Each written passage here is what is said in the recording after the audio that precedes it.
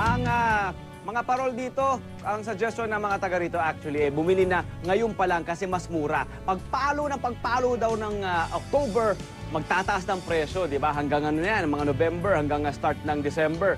Pero, ang magandang balita rito, hindi pa rin naman nagbabagong presyo simula nung nakarang taon. Dahil ang ating mga pinakasimpleng parol, mula sa pinakasimpleng parol, katabi ni Arn, itong kanilang, yung Japanese lantern, ito yung papel de hapon, yung hawak namin ni Arn.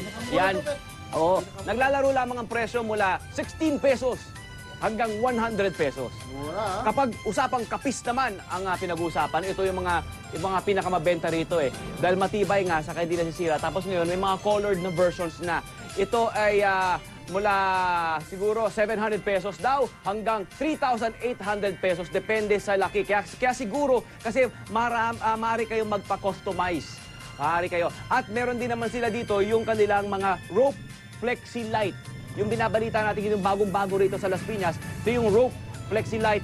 Flexible siya, maaari mong ihulma ng kahit anong gusto mo. Tapos, makukulay ang mga yan, iba't ibang kulay yan. Merong orange, may green.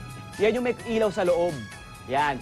Ang ating rope Flexi Light, yan ang maaari mong ipagawa rito. At medyo 700 yan hanggang 2,500 pesos yan. Iba't ibang klase. Merong bell, mayroon tayong Christmas tree. Yung sa may bandang labas dyan, mayroong reindeer. Iba't ibang klaseng disenyo. Maaari mong ipagawa.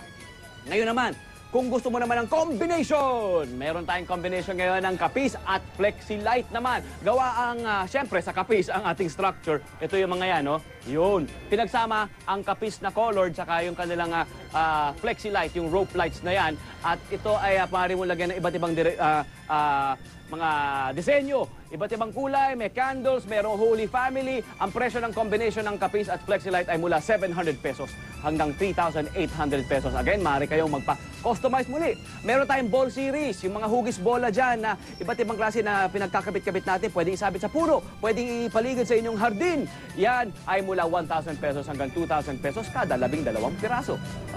Ito, puspusan natin ginagawa ngayon ng mga parol dito dahil nga tumataas na, lumalaki na ang demand kasi nga papasok na ang Pasko. Mamaya ipapakita pa natin ang iba't ibang klase ng parol at tutulong tayo sa paggawa kasama ni Arn. Okay? Back to studio!